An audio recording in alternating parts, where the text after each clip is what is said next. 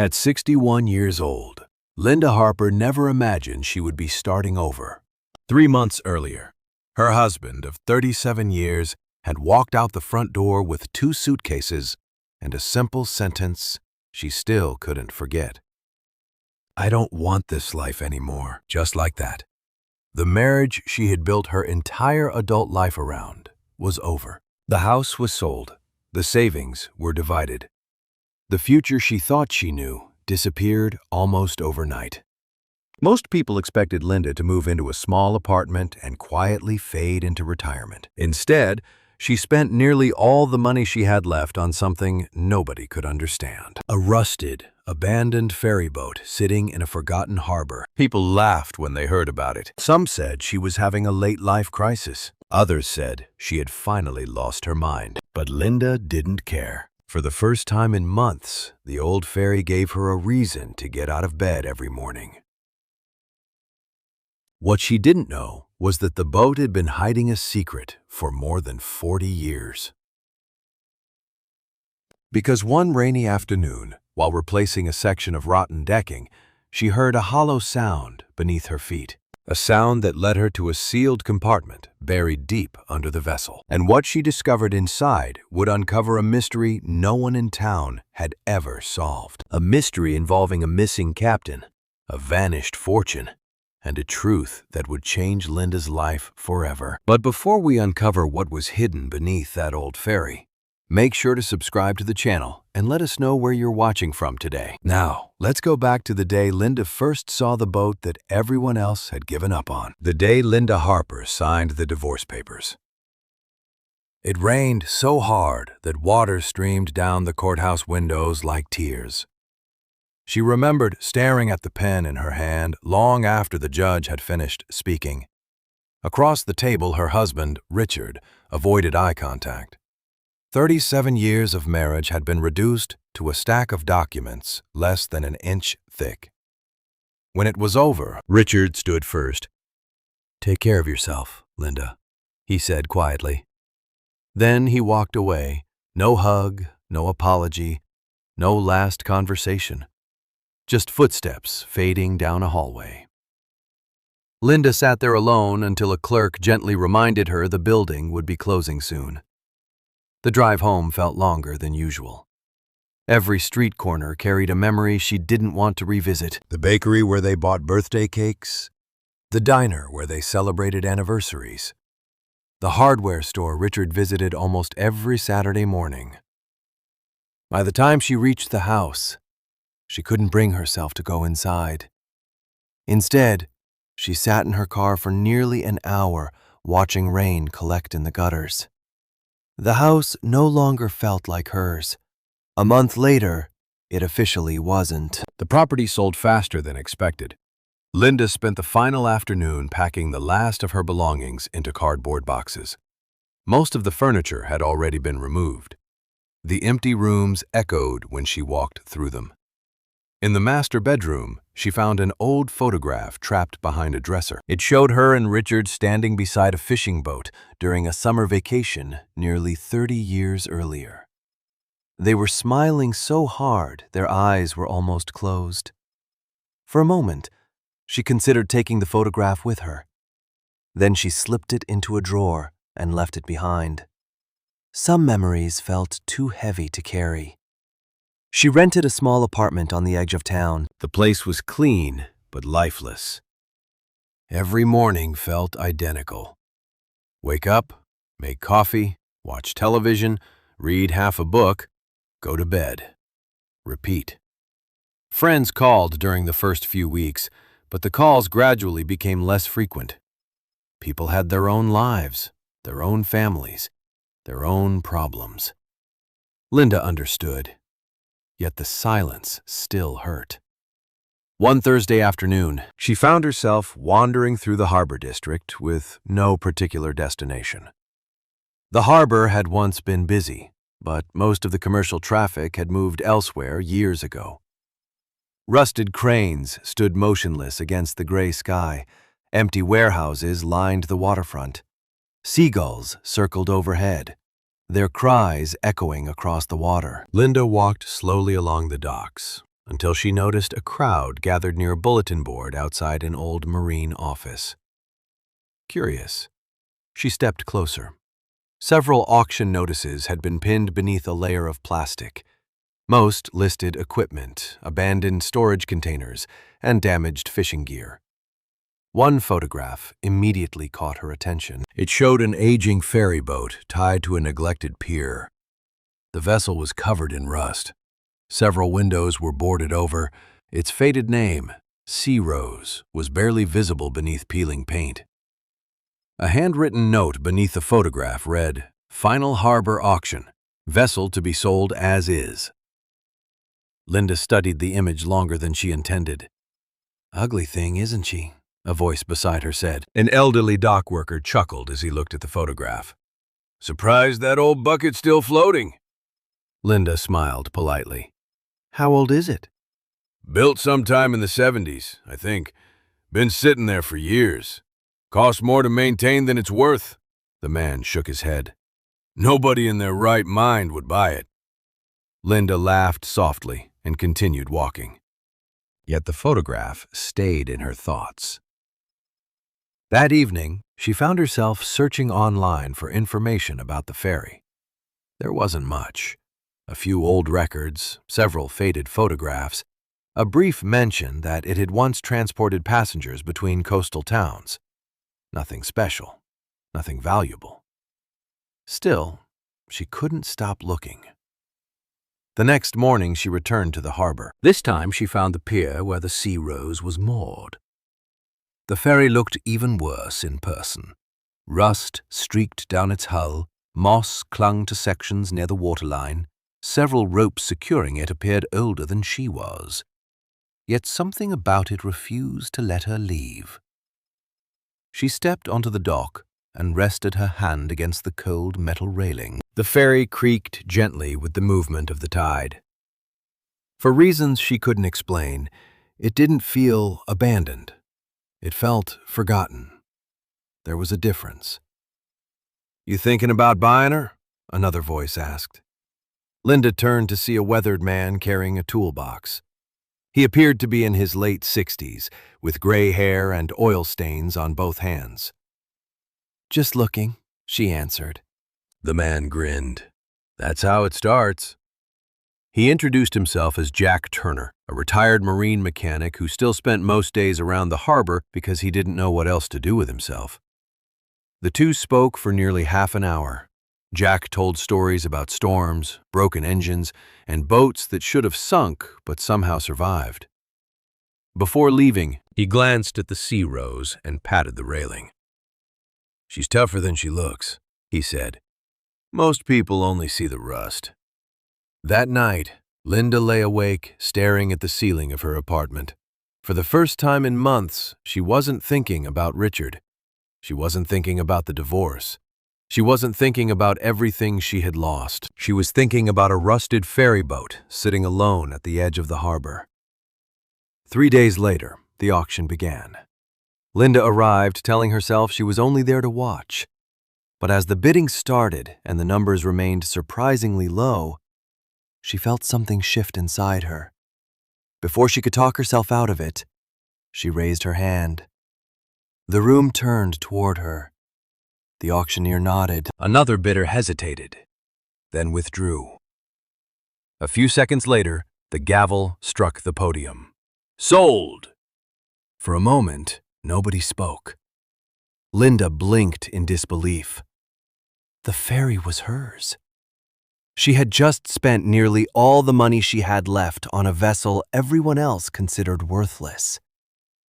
As whispers spread through the room, Linda felt a strange combination of terror and excitement. What she didn't know was that someone standing near the back of the auction hall had been watching the bidding very closely. And as soon as the sale was finalized, that man quietly pulled out his phone and made a call. The morning after the auction, Linda woke before sunrise for the first time in months. For several seconds, she lay in bed staring at the ceiling, wondering why she felt unusually alert. Then she remembered. She owned a ferry boat. The thought sounded ridiculous even inside her own head, She laughed quietly as she got dressed. By 7 o'clock, she was already driving toward the harbor with a thermos of coffee balanced on the passenger seat. The Sea Rose looked exactly as it had the day before, but somehow different now that it belonged to her. The rust wasn't someone else's problem anymore. The broken windows weren't someone else's responsibility. Every dent, every stain, every loose bolt belonged to Linda Harper. Standing at the end of the dock, she suddenly wondered if she had made a terrible mistake. "Too late to change your mind now," a familiar voice called out. Jack Turner appeared, carrying 2 cups of coffee, despite the fact that Linda already had one. "Figured you'd be here," he said.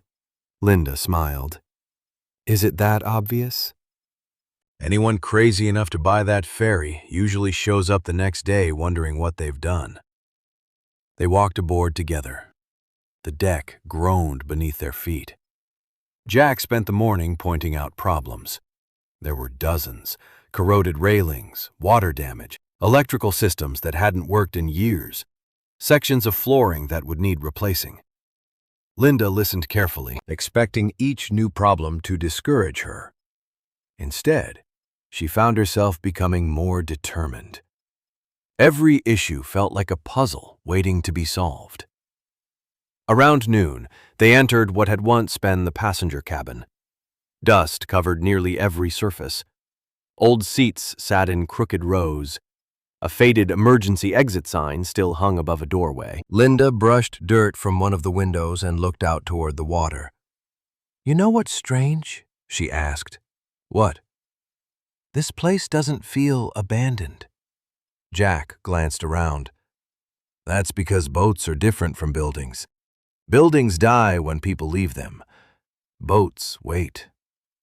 Linda wasn't entirely sure what he meant, but somehow it made sense. They spent the afternoon removing trash left behind by years of neglect.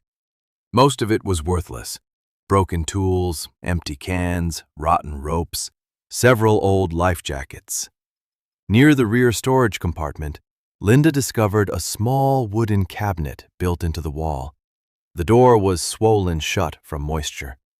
After several attempts, she finally forced it open. Inside sat a collection of old paperwork. Most pages had been ruined by water. Receipts, maintenance records, fuel logs, nothing important. But tucked inside the back corner was a faded photograph. Linda carefully wiped away the dust. The image showed the Sea Rose during its working years. Fresh paint covered the hull. Passengers stood smiling along the rails. Children waved toward the camera. The ferry looked alive. Jack studied the photograph over her shoulder. "That's got to be 40 years old." Linda looked closer. Something caught her attention. Near the wheelhouse stood a man wearing a captain's uniform. Unlike everyone else in the picture, he wasn't smiling. In fact, he seemed to be looking directly at the photographer with a strangely serious expression. "Who's that?" Linda asked. Jack narrowed his eyes. "Not sure." He paused.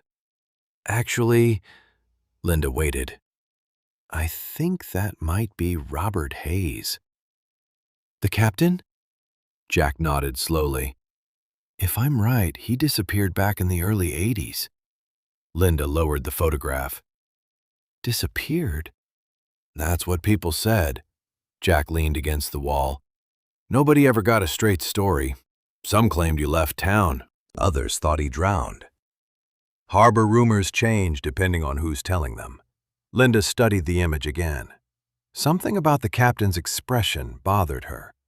It didn't look like the face of a man enjoying a routine day at work. It looked more like someone carrying a secret.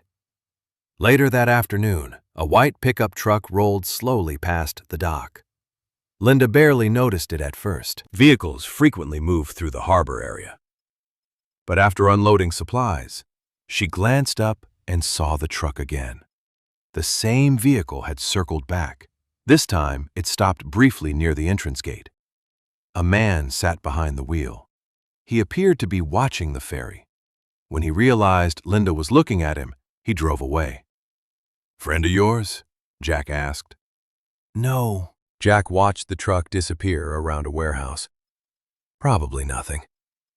Yet neither of them sounded completely convinced. As the sun began setting, Linda locked up the ferry and prepared to leave. Before stepping onto the dock, she looked back one final time. The orange glow of evening reflected off the rusted hull. Despite its condition, the Sea Rose seemed almost beautiful. She couldn't explain why. Driving home, she felt something unfamiliar. Hope. Not the dramatic kind people talk about in movies, something smaller, quieter. The feeling that tomorrow might contain something worth looking forward to. The next morning, she returned with cleaning supplies and a list of repairs. While scrubbing layers of grime from one section of the main deck, her brush struck something beneath the peeling paint. At first, she assumed it was another patch of rust, but after scraping away several more layers, a shape slowly emerged. Linda froze.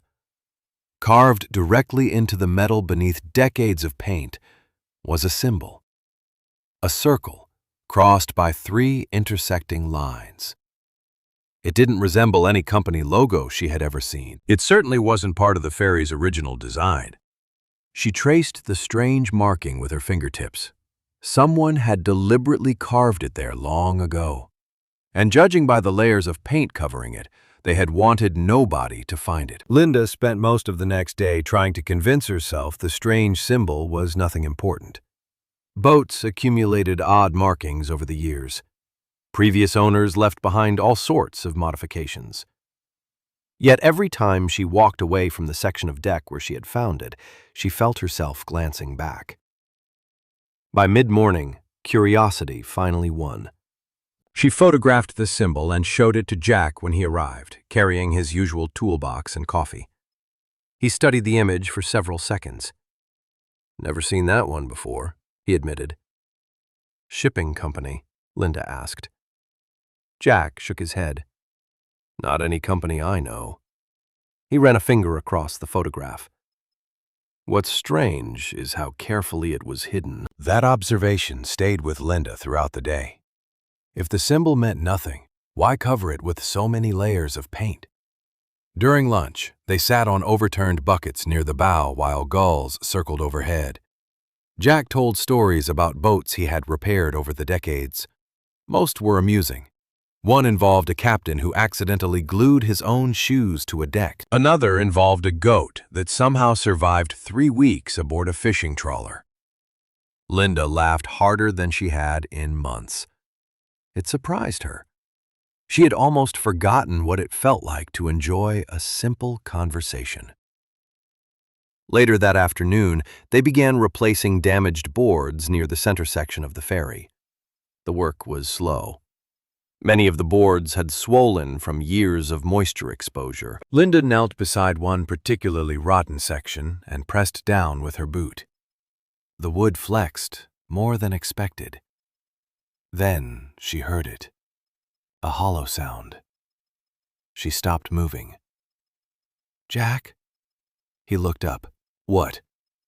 Linda stamped her foot again. The same sound echoed beneath the deck. Not the dull thud of solid wood. Something deeper. Empty. Jack immediately walked over. Together, they tested the surrounding area. Most of the deck felt solid. Only one section produced the strange hollow noise. Jack frowned. "That's odd." He grabbed a pry bar and carefully lifted one of the damaged boards. Underneath sat a steel plate. Linda expected that. What she didn't expect was how different the plate looked from the surrounding metal.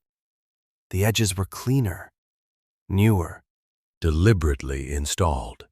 Jack crouched lower. This wasn't part of the original construction.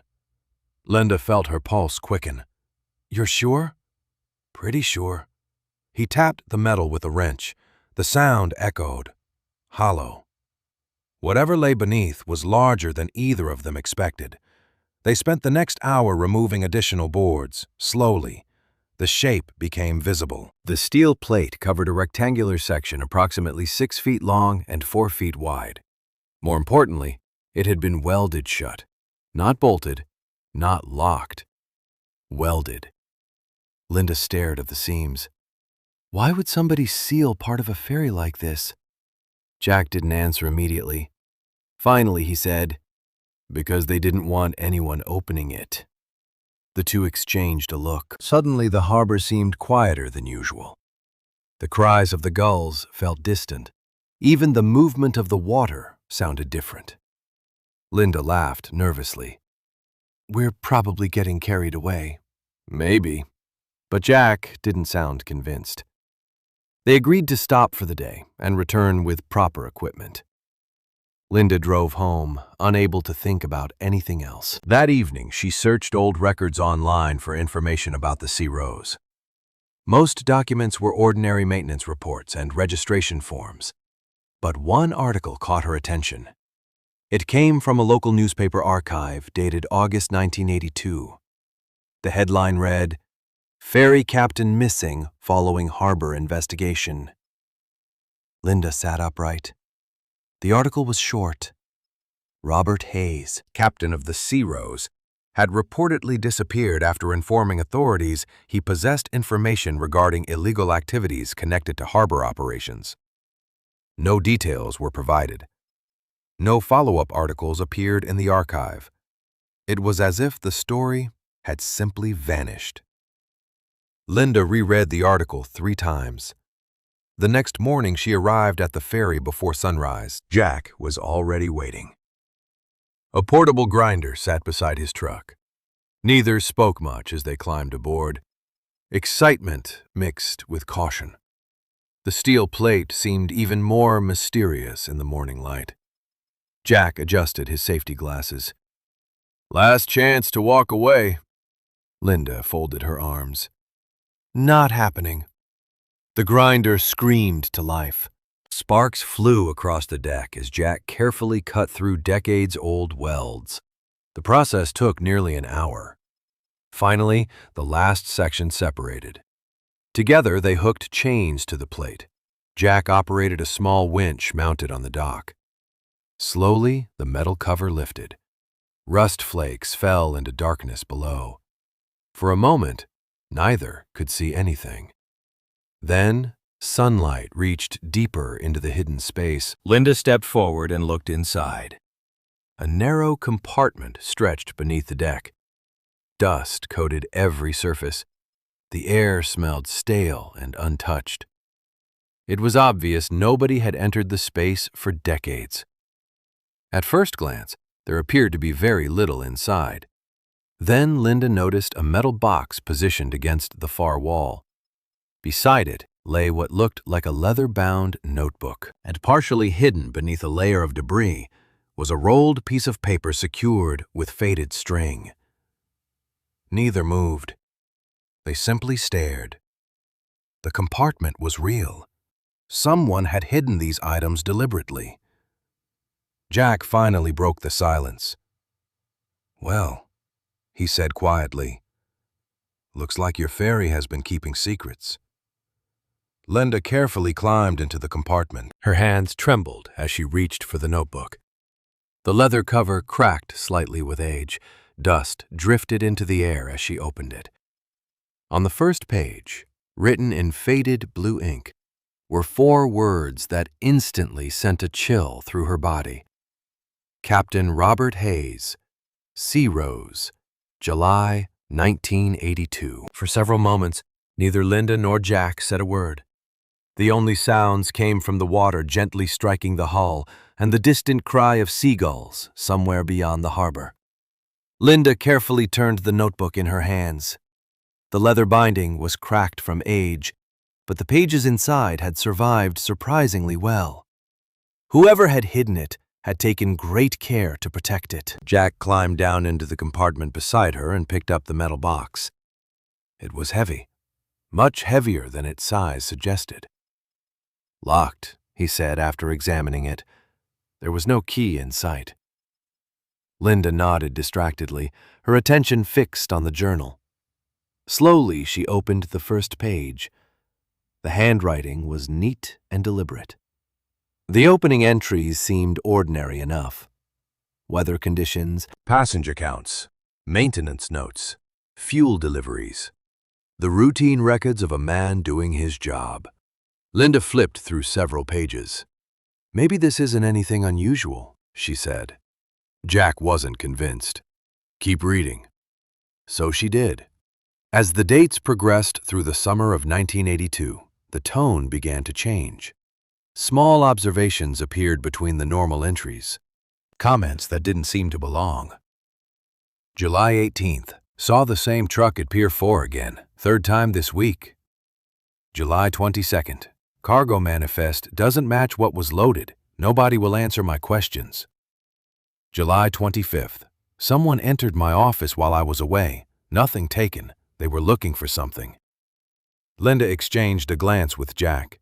The atmosphere inside the hidden compartment suddenly felt colder. She continued reading. Each entry grew more unsettling than the last.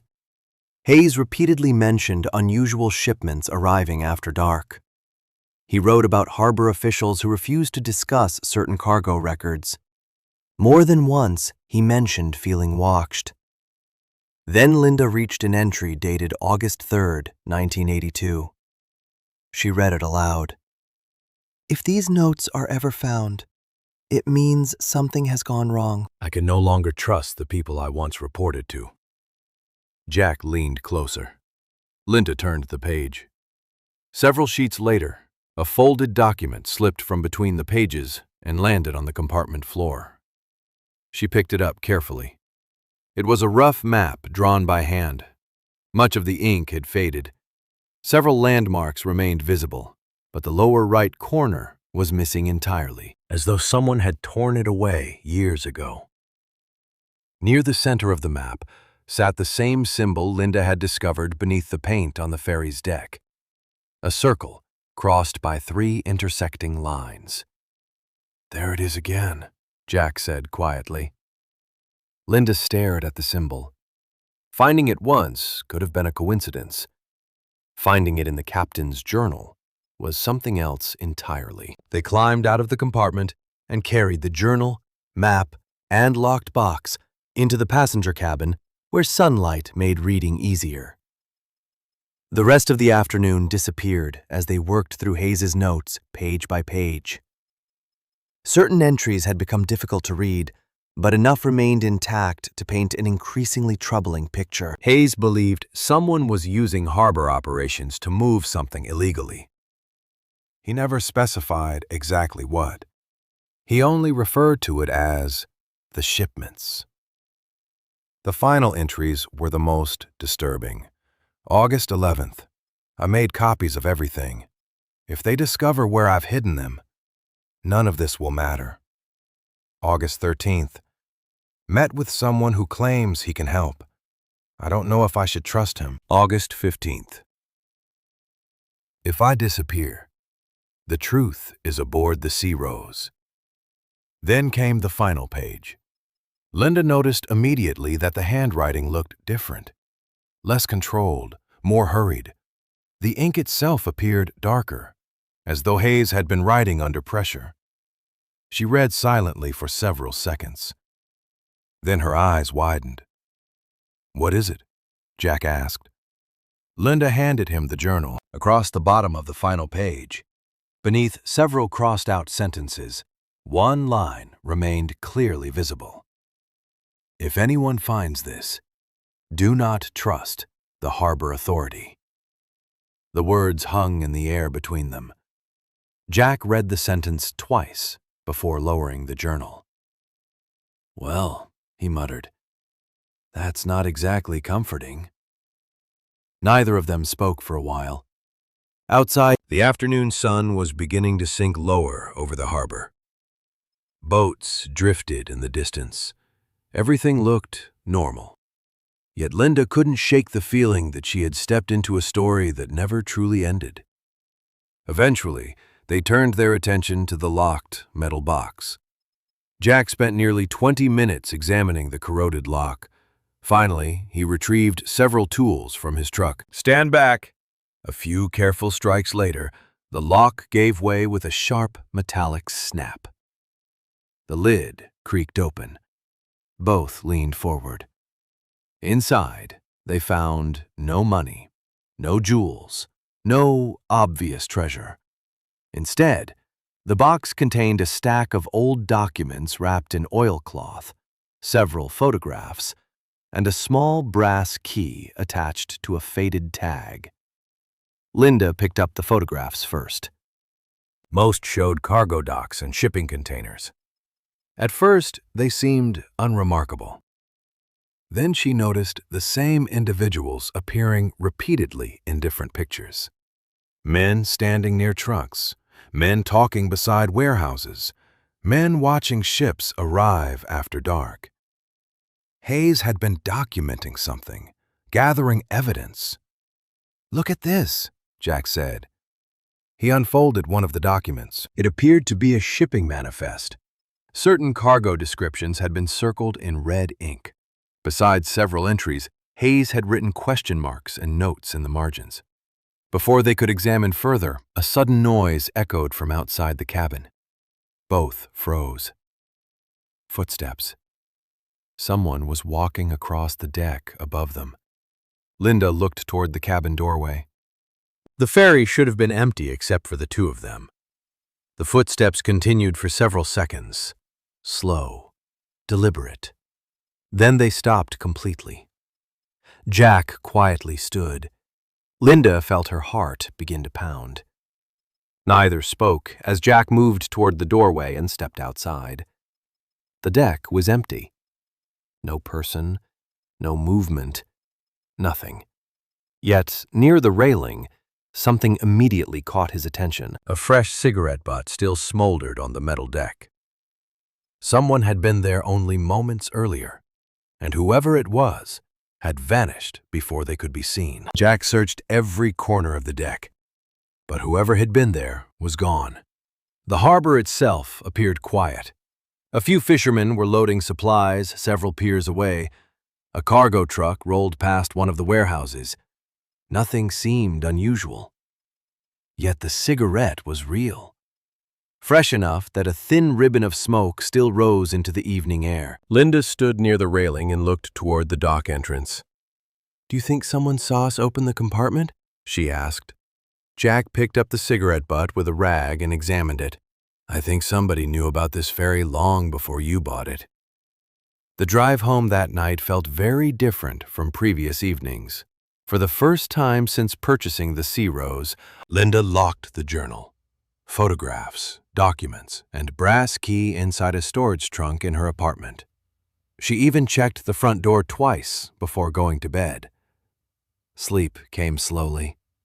Her mind kept replaying the final words from Robert Hayes's journal. "Do not trust the harbor authority." The sentence sounded less like a warning now, and more like a message intended specifically for whoever discovered the hidden compartment. The next morning, Linda arrived at the ferry expecting to continue sorting through Hayes's documents. Instead, she found a man waiting beside the gangway. He appeared to be in his mid-50s, neatly dressed despite the rough harbor environment. His expensive shoes looked completely out of place among the weathered docks and rusted equipment. When he noticed Linda approaching, he smiled politely. "Mrs. Harper?" Linda stopped several feet away. "Yes?" "My name is Martin Graves." He extended a hand. Linda shook it cautiously. "Can I help you?" Graves glanced toward the Sea Rose. "Actually, I was hoping I could help you." Linda immediately disliked the way he said it. "How so?" "I've heard you've taken ownership of the ferry." "That's right." Graves nodded. "A fascinating vessel." His eyes lingered on the boat for a moment too long. "I'd like to make you an offer." Linda folded her arms. "An offer?" "To purchase it." The statement caught her off guard. "You want to buy the ferry?" "Immediately." He smiled again. "Cash." Linda almost laughed. Only a week earlier, nobody had wanted the vessel. Now someone was standing on the dock, offering to buy it. Why? Graves shrugged. Personal interest? Maritime history? I enjoy restoration projects. The explanation sounded rehearsed. Linda noticed he never actually looked at her while speaking. His attention kept drifting toward the ferry. I'm not interested in selling. For the first time, a flicker of disappointment crossed his face. Perhaps you should hear the number first. Linda remained silent. Graves named a figure nearly 3 times what she had paid at auction. Even Jack, who had just arrived carrying his toolbox, paused mid-step when he overheard the amount. It was an absurd offer. Yet instead of feeling tempted, Linda became more suspicious. Nobody paid that kind of money for a rusted ferry without a reason. No, she said. Graves studied her carefully. You may want to reconsider. I won't. A few seconds passed. Then his smile returned. Very well. If you change your mind, let me know. He handed her a business card and walked away. Linda watched him leave. Halfway down the dock, he stopped briefly and looked back at the Sea Rose before continuing toward a black sedan parked near the warehouses. Jack approached once the man was gone. That wasn't normal. I know. What was his company? Linda checked the card. There was no company name, only a phone number and the words, Martin Graves, consultant. Consultant for what? Jack asked. Linda had no answer. The encounter left both of them unsettled. They spent the rest of the morning reviewing the contents of the metal box. Several shipping manifests referenced warehouse numbers that no longer existed. The photographs remained puzzling. Hayes had clearly been documenting people, not cargo. In nearly every image, the same 3 men appeared somewhere in the background. One loading crates, one speaking with officials, one standing beside trucks arriving after dark, around lunchtime. Linda spread the damaged map across a table inside the passenger cabin. She examined it more closely than before. The torn section bothered her. Without it, the map felt incomplete, like a puzzle missing its most important piece. She traced the faded lines carefully. Most landmarks corresponded to areas along the coastline. Then she noticed something strange. Near the torn edge, part of a handwritten notation remained visible. Only 3 letters had survived. E-A-S. Linda stared at them. What do you think that means? Jack leaned over her shoulder. Could be anything. Yet the letters seemed deliberate. As Linda continued studying the map, another detail emerged. Along the tear itself were tiny traces of ink that appeared to continue beyond the missing section. Whatever had been removed likely contained critical information. Suddenly, the map wasn't just damaged. Someone may have intentionally separated part of it. Late that afternoon, Jack decided to examine the brass key more carefully. He cleaned decades of grime from its surface using a small wire brush. As dirt flaked away, a tiny engraving became visible near the handle. Linda squinted. Can you read it? Jack held it closer to the light. The engraving consisted of 2 characters, B7. They exchanged another look. A hidden compartment, a missing captain, a mysterious symbol, a torn map, now a key labeled B7. The pieces were beginning to connect, but not in any way either of them understood. As evening approached, Linda locked everything inside a steel cabinet aboard the ferry. She personally checked every latch before leaving. The harbor felt unusually quiet when she drove away. The next morning, she returned just after sunrise, carrying coffee and fresh pastries. Halfway down the dock, she knew something was wrong. The ferry's cabin door stood slightly open. Linda stopped walking. She distinctly remembered locking it the previous evening. Her pace quickened. Once aboard, she found chairs moved from their original positions. A drawer hung partially open. Tools sat where neither she nor Jack had left them. Someone had searched the ferry during the night. Heart pounding, Linda rushed to the steel cabinet. For one terrifying second, she feared everything would be gone. The cabinet remained locked. The journal, documents, photographs, map, and brass key were still inside. Whoever had broken in hadn't found what they were looking for. Yet on top of the cabinet sat something that definitely hadn't been there before. A plain white envelope. No stamp, no address, no name. Just a single sheet of paper folded neatly inside. Linda unfolded it with trembling hands. 4 words were typed across the center of the page. Stop digging before sunset. Linda read the note 3 times before Jack arrived. The words themselves weren't dramatic. No threats, no demands. Yet somehow that made them more unsettling. Whoever had left the message wanted her to know they could reach the ferry whenever they pleased. Jack's expression darkened the moment he saw the paper. They were inside this boat. Linda nodded. And they knew exactly where to leave it. Jack examined the cabin door. There were no signs of forced entry, no broken locks, no damaged hinges. Whoever had entered either possessed a key or knew another way aboard. For the rest of the morning, they carefully searched every part of the ferry.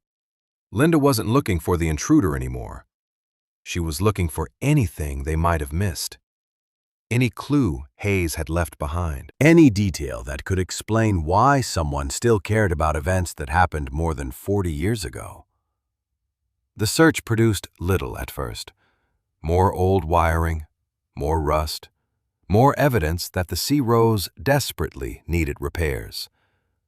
Around midday, Linda returned to the journal while Jack worked on the engine room below. She began rereading the final entries more slowly than before. This time she paid attention to details she had previously overlooked. Names, dates, locations, repeated phrases. Several references to warehouses appeared throughout the journal, but one number surfaced more often than the others. Warehouse 7. Linda immediately thought about the brass key. B7. She grabbed the key from the cabinet and examined it again.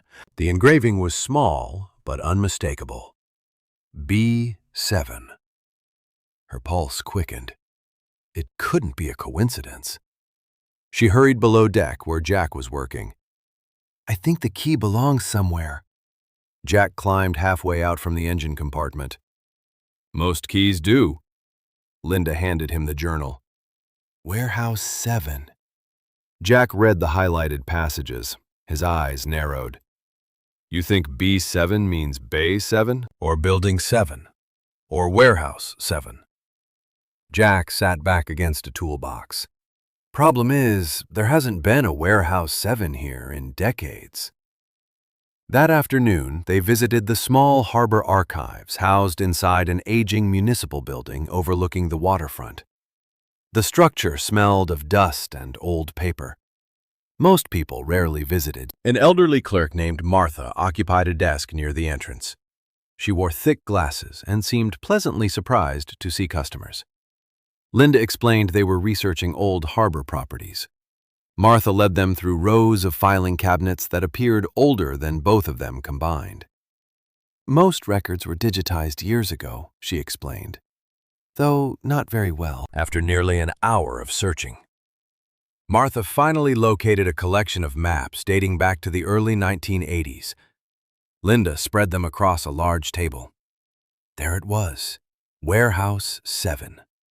The building had once stood along the eastern edge of the harbor, but according to later maps, it had been demolished sometime in the late 80s. What's there now? Linda asked. Martha adjusted her glasses. Storage lots, I believe. Linda and Jack exchanged a glance. The location still existed, even if the building didn't. Before leaving, Linda asked one more question. "Do you know anything about Robert Hayes?" Martha became unexpectedly quiet. For several seconds, she simply stared at the name. "Captain Hayes." Linda nodded.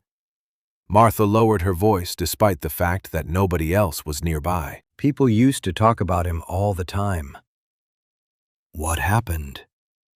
Martha hesitated. "Officially, nobody knows." "Unofficially?" The elderly woman glanced toward the archive doorway.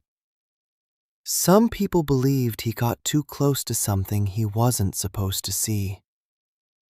Linda felt a chill run through her. "Like what?" Martha slowly shook her head. "That's where the stories begin to disagree."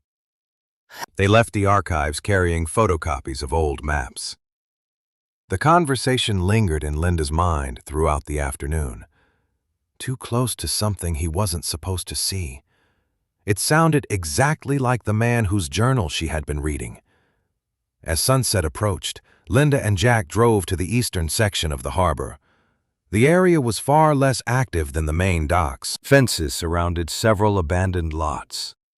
Weeds pushed through cracked asphalt. Most buildings nearby appeared empty. Using the old map for reference, they eventually located the former site of Warehouse 7. Nothing remained except a concrete foundation, partially hidden behind overgrown vegetation. "Looks like we're 40 years too late," Jack muttered. Linda wasn't so sure. She walked slowly around the perimeter. Pieces of rusted metal protruded from the ground. Broken concrete lay scattered everywhere. Then something caught her eye near the back edge of the property. A row of old storage lockers sat against a retaining wall. Most doors had been removed long ago. One remained intact. Faded paint covered its surface. Linda brushed away dirt and rust with her hand. A number appeared. 7. Jack walked over. "Interesting." Linda pulled the brass key from her pocket. Neither spoke. Slowly, she inserted it into the lock. At first, nothing happened. Then the mechanism clicked. The sound seemed impossibly loud in the quiet evening air. Linda looked at Jack. Jack looked at Linda. Together, they pulled the door open. The locker was small, barely large enough for a person to stand inside. At first glance, it appeared empty. Then Linda noticed a loose panel mounted along the back wall. She knelt and carefully removed it. Behind the panel sat a narrow cavity hidden from view. Inside rested a weathered envelope sealed inside plastic. Linda carefully lifted it out. Written across the front in faded ink were 4 words, "For Emily Hayes only." Neither Linda nor Jack recognized the name immediately, but one thing was certain. Robert Hayes had hidden another piece of the puzzle. And unlike everything else they had found, this envelope had been intended for a specific person. Linda resisted the urge to open the envelope immediately. Every instinct told her to tear it open right there beside the abandoned locker. But the words on the front stopped her. "For Emily Hayes only." Whoever Emily Hayes was, Robert Hayes had clearly intended the contents for her alone.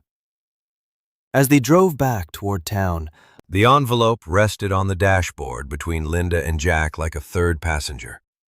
Neither spoke much. Both kept glancing at it. Back aboard the Sea Rose, they carefully searched through the journal again. It took nearly an hour before Linda finally found the name. August 7th, 1982. "Emily called tonight. I told her not to worry, but I don't think she believed me." Linda traced the line with her finger. "His daughter," she said. Jack nodded slowly. "Has to be." The discovery gave them a new objective. Instead of chasing clues hidden in maps and storage lockers, they now needed to find a real person. The problem was that 44 years had passed since the journal was written. Emily could have moved anywhere. She might not even be alive. The following morning, Linda began making phone calls. Old directories, public records, historical society contacts. Most led nowhere. Several people vaguely remembered Robert Hayes. Few knew anything about his family. By lunchtime, frustration was beginning to set in. Then Jack remembered something. "What about Martha?" he asked. "The archivist. She seems to know more about Harper history than anyone else." Within the hour, they were back at the archives. Martha listened carefully as Linda explained what they had found. The elderly woman grew thoughtful. "Emily Hayes," she repeated. "I haven't heard that name in years." Linda leaned forward. "You know her?" "Not personally." Martha stood and disappeared into a back room. Several minutes later, she returned carrying an old newspaper clipping. "Try this." The article described a charity event from nearly 20 years earlier. Among the attendees was a woman named Emily Hayes Roberts. A photograph accompanied the article. Linda stared at the image. The woman looked to be in her 40s at the time. There was something familiar about her eyes. "Do you know where she lives now?" Martha shook her head. "No, but the article mentions she worked at a coastal education center north of town." It wasn't much, but it was enough. The next day, Linda and Jack made the drive along the coastline. The education center occupied a beautiful stretch of land overlooking the ocean. School children wandered between exhibits while volunteers guided tours. A receptionist greeted them warmly. "I'm looking for Emily Hayes Roberts," Linda explained. The woman's expression softened immediately.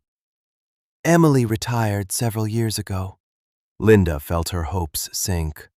Then the receptionist added, "But she still volunteers here occasionally. Do you know how to contact her?" The receptionist hesitated. "May I ask why?" Linda carefully explained the story. The ferry, the hidden compartment, the journal, the envelope. By the time she finished, the receptionist seemed genuinely intrigued. She disappeared briefly into an office and returned with a phone number. "Tell her Sarah sent you?" 2 hours later, Linda found herself standing on the porch of a small blue cottage overlooking the sea. The woman who answered the door appeared to be in her 60s. Gray hair framed a kind but cautious face. Linda instantly recognized her from the newspaper photograph. "Mrs. Hayes Roberts?" The woman nodded. "Yes." Linda suddenly felt nervous. How did one explain a 40-year-old mystery to a complete stranger? "My name is Linda Harper." She held up the plastic-protected envelope. "I believe your father left this for you." Emily froze. Completely froze. For several seconds, she didn't blink, didn't speak, didn't move. Then her eyes dropped to the handwriting on the envelope. The color drained from her face. "Where did you get that?" Linda quietly told the story. Emily listened without interruption.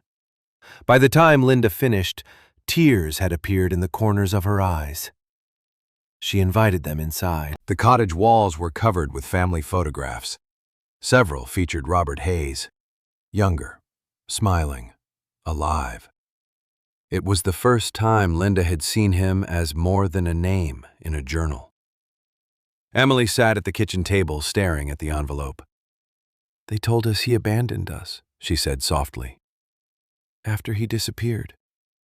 That's what everyone said." Linda didn't know what to say. Emily carefully touched the faded handwriting. "My mother never believed it." The room remained silent. Finally, Emily opened the envelope. Inside was a letter and a folded piece of paper. She read the letter first. Halfway through, tears began rolling down her cheeks. When she finished, she handed it to Linda. The letter was heartbreaking. Robert Hayes explained that he had uncovered evidence involving corruption and illegal shipments through the harbor. He believed powerful people were involved. He feared for his safety. Most importantly, he repeatedly insisted he had never abandoned his family. Every decision he made had been an attempt to protect them. Linda glanced at Emily. The woman was crying openly now. 44 years of unanswered questions seemed to be collapsing all at once. Then Emily unfolded the second item. It was another section of the map. The missing piece. Linda immediately recognized the torn edge. It matched perfectly with the damaged map from the hidden compartment aboard the Sea Rose. When the two pieces were aligned, the complete image finally became visible. A location was marked several miles offshore, near a tiny island that barely appeared on modern charts. Next to it sat the familiar symbol Robert Hayes had used throughout the journal. Beneath the symbol, written in faded ink, were 4 words. "The truth is here." Emily stared at the completed map. Linda stared at it. Jack stared at it.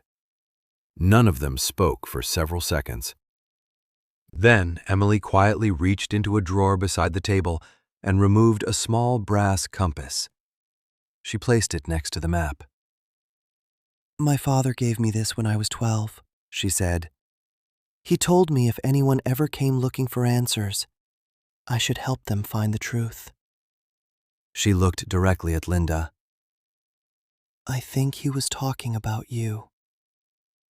Then she pointed toward the marked island. "And whatever happened to my father?" Her voice trembled slightly.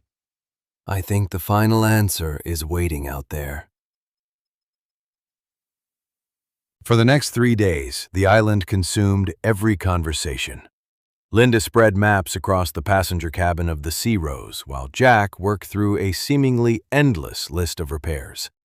The ferry was far from seaworthy, but it no longer looked abandoned.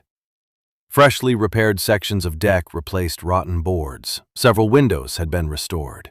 The engine, silent for years, had finally sputtered back to life under Jack's patient hands. Every improvement made the journey feel more real. Emily visited almost daily. At first, she seemed overwhelmed by everything they had uncovered. Some mornings, Linda would find her sitting quietly inside the cabin reading her father's journal. Other times, she brought family photographs and shared stories about the man Robert Hayes had been before he became a mystery. "He used to whistle constantly," she recalled one afternoon. "Drove my mother crazy." Linda smiled. Somehow those small details made the captain feel more human. More than a name trapped inside old documents, more than a victim. He had been a father, a husband, a man who laughed and worried and made mistakes.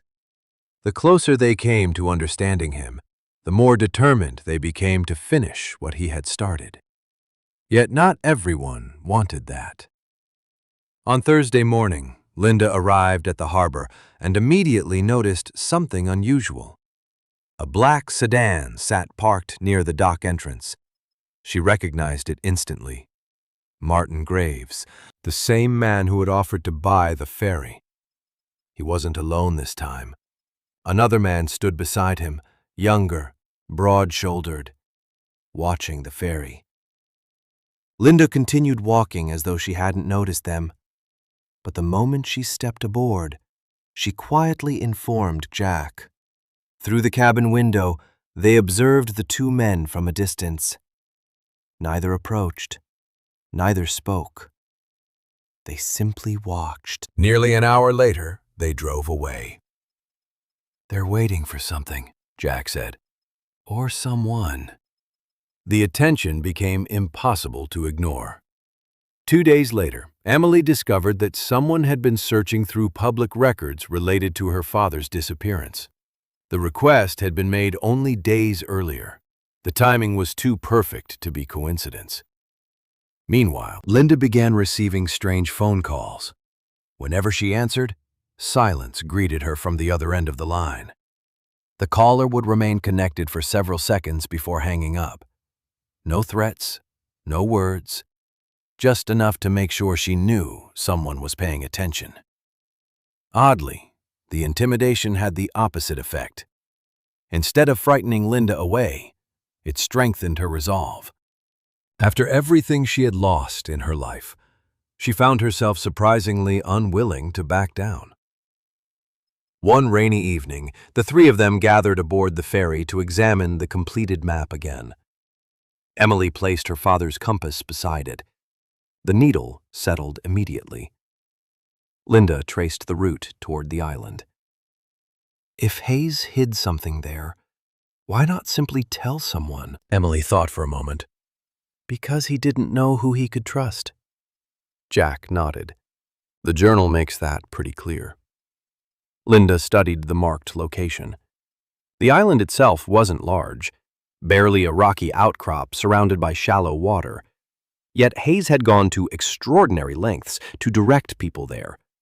Hidden compartments, secret lockers, torn maps, messages spread across decades. Whatever waited on that island had mattered deeply to him. Suddenly, Emily noticed something. Wait! She leaned closer to the map. Near the marked symbol sat a series of faint numbers, almost invisible beneath water stains. Linda retrieved a magnifying glass. Together, they examined the faded notation. Coordinates. Not for the island itself, but for a specific point near its northern shoreline. Jack sat back slowly. That's not a destination. What do you mean? Linda asked. That's an exact location. The distinction mattered. Hayes hadn't wanted them to find the island. He wanted them to find something on the island. Excitement filled the cabin. For the first time, they possessed a precise target. The next morning, Jack announced that the Sea Rose was ready. Not perfect, not beautiful, but capable of making the journey. Linda stepped onto the deck and looked across the harbor. Sunlight reflected from the water. The old ferry creaked gently beneath her feet. A few weeks earlier, she had purchased the vessel simply because she needed something to care about. Now it had become the center of a mystery stretching back 44 years. Emily arrived carrying a backpack filled with supplies. Linda noticed she seemed nervous. You okay? Emily forced a smile. I'm about to follow a treasure map my father left before he disappeared. Linda laughed softly. Fair point. The mood remained light until they spotted movement near the parking lot. A dark SUV had arrived. Two men stepped out. Neither approached the dock, but both appeared very interested in the Sea Rose. One raised binoculars. Jack immediately lowered his voice. They're watching us again. The excitement aboard the ferry faded. The realization was impossible to ignore. They weren't the only people following the trail anymore. Someone else knew they were close. Very close. Despite the tension, they decided to leave the following morning. Delaying further would only give whoever was watching more opportunities to interfere. That evening, Linda returned home earlier than usual. She prepared a simple dinner and spent several hours organizing notes from the investigation. For the first time in months, she felt genuinely alive. Tired, certainly. Worried, absolutely. But alive. Around midnight, she woke to a strange sound outside her apartment. At first, she assumed it was the wind. Then she heard it again. Footsteps. Linda quietly approached the window. A figure stood beside her car. The person wore dark clothing and moved quickly. Before she could react, something flashed in their hand. The rear tire of her vehicle collapsed with a hiss.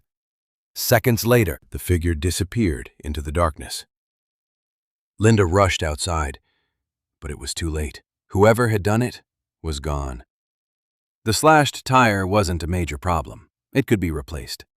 The message behind it was far more troubling. Someone was no longer content with anonymous notes and silent phone calls. They were escalating. The next morning, as Jack finished installing a spare tire, Emily arrived carrying fresh supplies for the trip. Neither knew what had happened overnight until Linda showed them. The mood shifted immediately. Maybe we should involve the police, Emily said. Jack shook his head. And tell them what? That someone doesn't want us following a 40-year-old treasure map? Nobody had a good answer. Finally, Linda looked toward the sea rose. The ferry sat waiting at the dock. Beyond the harbor, somewhere across open water, lay the island Robert Hayes had marked all those years ago. Whatever secret he had died protecting was now close enough to touch. And judging by everything that had happened recently, somebody was becoming desperate to make sure they never reached it. The Sea Rose left the harbor just after sunrise. A thin layer of fog drifted across the water as the old ferry pushed slowly through the channel. Linda stood near the bow, wrapped in a jacket. Watching the shoreline grow smaller behind them, if someone had told her 2 months earlier that she would be sailing toward a mysterious island in search of answers hidden by a missing captain, she would have laughed. Yet here she was.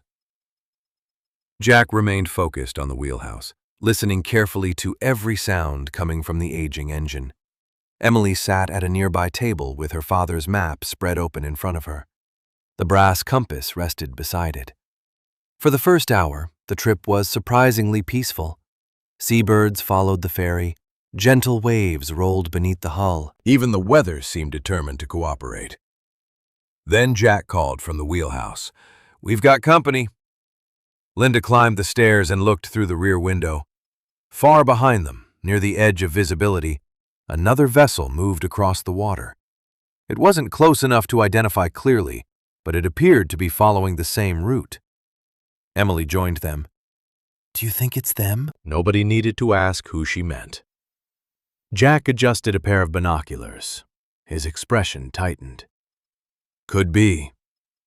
The boat remained distant for most of the journey, never approaching, never falling behind, simply following. By late morning, the island finally appeared on the horizon. It was smaller than Linda expected. A rocky patch of land, rising from the sea with only a few twisted trees growing near its center. Nothing about it suggested the location of a decades-old secret. Yet Robert Hayes had built an entire chain of clues leading here. The moment the island came into view, Emily grew noticeably quiet. Linda understood why. Somewhere on that piece of land might be the final trace of her father. They anchored near a sheltered section of shoreline and transferred supplies into a small inflatable boat. The island itself was rough and uneven. Sharp rocks lined much of the coast. Several times they were forced to change direction while carrying equipment inland.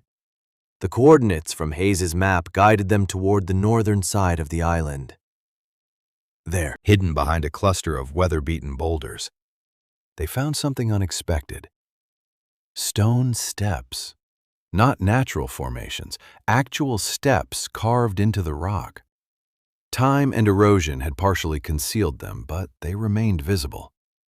Jack knelt beside one. These weren't made recently. Emily's heart seemed to skip a beat. Then we're in the right place. The steps climbed toward a small plateau overlooking the ocean. At the top sat the remains of an old structure, perhaps a storage shed decades earlier. Most of it had collapsed long ago. Only fragments of foundation remained. At first, the site seemed abandoned.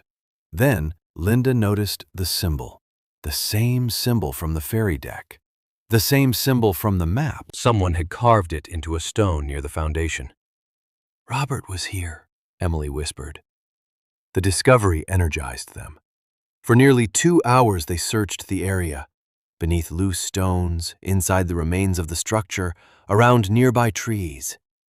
Nothing. Frustration slowly replaced excitement. The clues had led them here, but the final answer remained hidden. Shortly after noon, Linda sat on a rock, studying the map once again. Her eyes drifted toward the compass Emily's father had given her years ago. Suddenly, she frowned. Emily, what? Your father gave you this compass specifically. Emily nodded. When I was 12. Linda picked it up. Something felt unusual. The compass seemed heavier than it should have been. She turned it over. On the underside, almost invisible beneath years of wear, sat a narrow groove. Jack immediately noticed it too. Using a pocket knife, he carefully pressed against the edge. A small compartment popped open.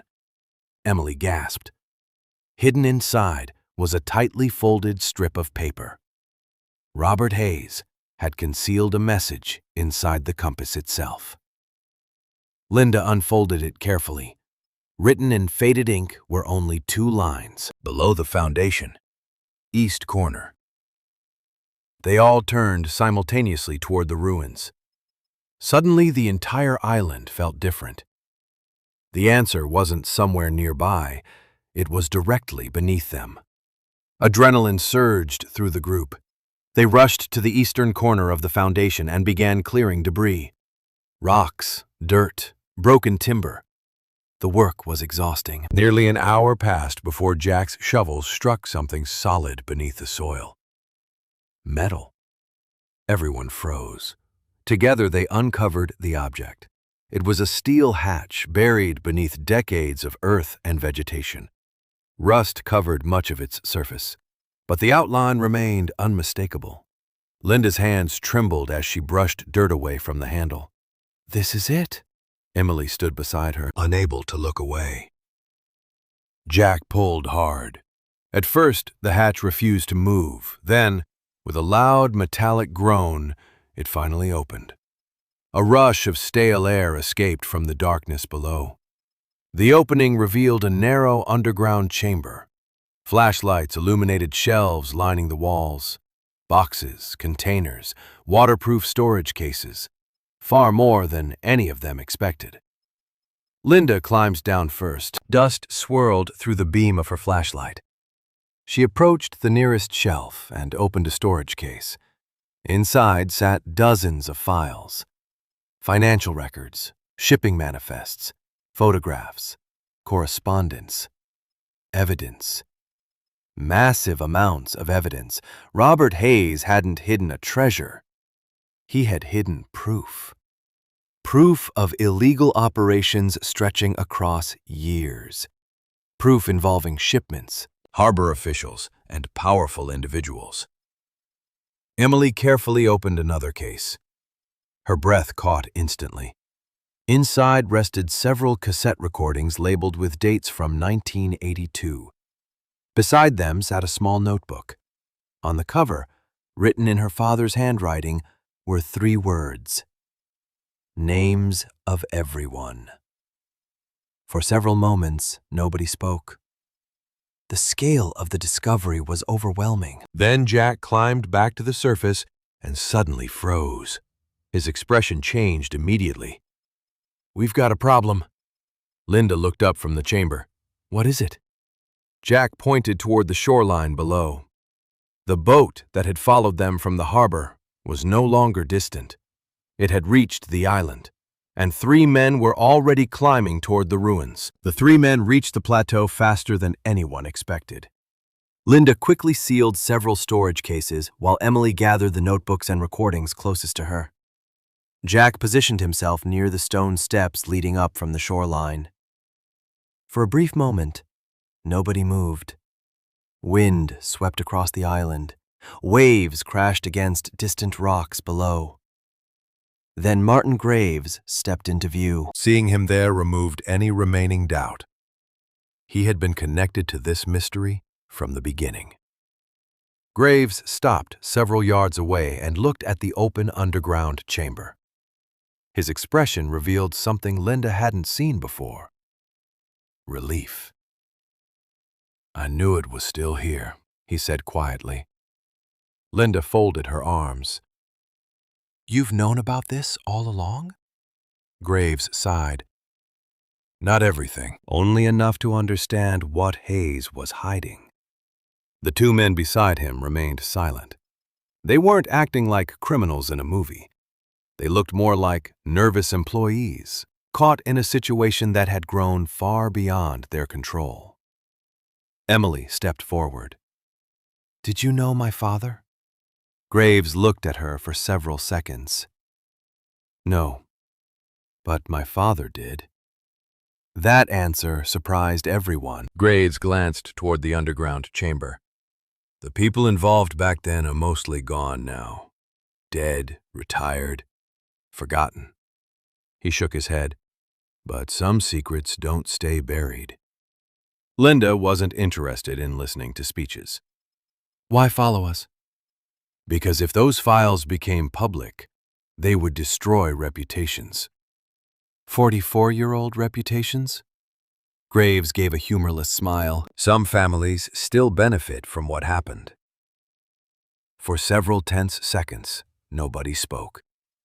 Then something unexpected happened. Emily walked directly to the center of the group, holding one of the storage cases against her chest. My father spent 44 years being remembered as a man who abandoned his family. Her voice trembled slightly. I don't care about reputations. The emotion in her words cut through the tension. Even Graves seemed uncomfortable. He looked away briefly. Linda suddenly realized something. Martin Graves wasn't here because he was dangerous. He was here because he was afraid. Afraid of what the evidence would reveal, afraid of consequences, afraid of the truth. The realization changed everything. We're not giving these files to you, Linda said firmly.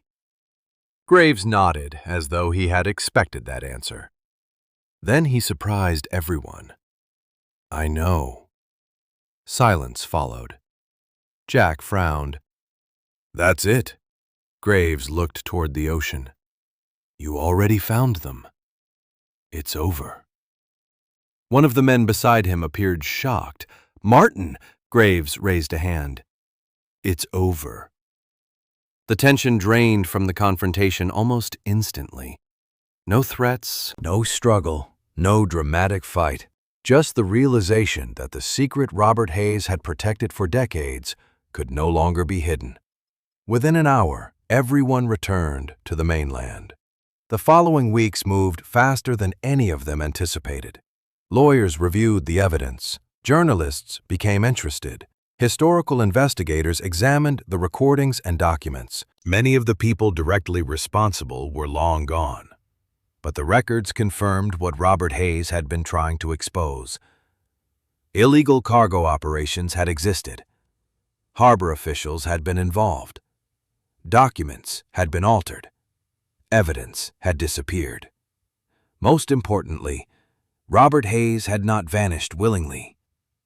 He had been silenced, discredited, and abandoned by the very institutions he trusted. While many questions remained unanswered, one fact became undeniable. He had spent his final days trying to protect both the truth and his family. For Emily, that discovery mattered more than anything hidden inside the underground chamber. Several months later, she stood before reporters holding her father's final letter. Tears filled her eyes as she spoke. For most of my life, I thought he left us. Now I know he never did. Across the harbor, changes were happening as well. The Sea Rose became something of a local legend. People visited simply to see the ferry connected to the decades-old mystery. School groups came to hear the story. Historians asked questions. Former harbor workers shared memories. The vessel that had once been headed for scrap suddenly had a future again. One afternoon, nearly a year after purchasing the ferry, Linda stood alone on the restored deck, watching sunlight dance across the water. The harbor looked different now. Or perhaps she had changed. Footsteps approached behind her. It was Jack carrying 2 cups of coffee. As usual. Some habits never changed. Thinking about selling it? He asked. Linda laughed. Not a chance. Jack handed her a cup. Good answer. Together, they watched a group of children touring the passenger cabin below. Several volunteers had transformed sections of the ferry into a floating maritime museum and community center. Photographs of Robert Hayes lined one wall. Historical exhibits filled another. The old vessel was alive again. Emily arrived a short time later carrying a framed photograph. It showed her father standing beside the Sea Rose decades earlier. This time, he was smiling. Genuinely smiling. She hung the picture inside the cabin near the entrance. Visitors would see it first. "That's where he belongs," she said quietly. Linda nodded. Later that evening, after everyone had gone home, she remained aboard for a while longer. The harbor was calm. The setting sun painted the water gold. Her thoughts drifted back to the day Richard walked away from their marriage. At the time, she believed her life had ended. She remembered sitting alone in her car outside the courthouse, convinced there was nothing meaningful waiting ahead. How wrong she had been. Losing everything had unexpectedly led her to the Sea Rose. The Sea Rose had led her to Robert Hayes, and that journey had led her back to herself. She smiled as the ferry gently rocked beneath her feet. The greatest treasure hidden beneath the deck had never been the evidence. It wasn't the maps, it wasn't the mystery. It wasn't even the truth. The greatest treasure was discovering that life could still surprise you long after you believed all the important chapters were finished. As darkness settled over the harbor, Linda switched off the cabin lights and prepared to leave. Before stepping onto the dock, she looked back one final time at the old ferry. Once forgotten, once abandoned, once dismissed as worthless. In that way, she realized, the Sea Rose and its new owner had always had something in common. And somehow, against all odds, they had both found their way home.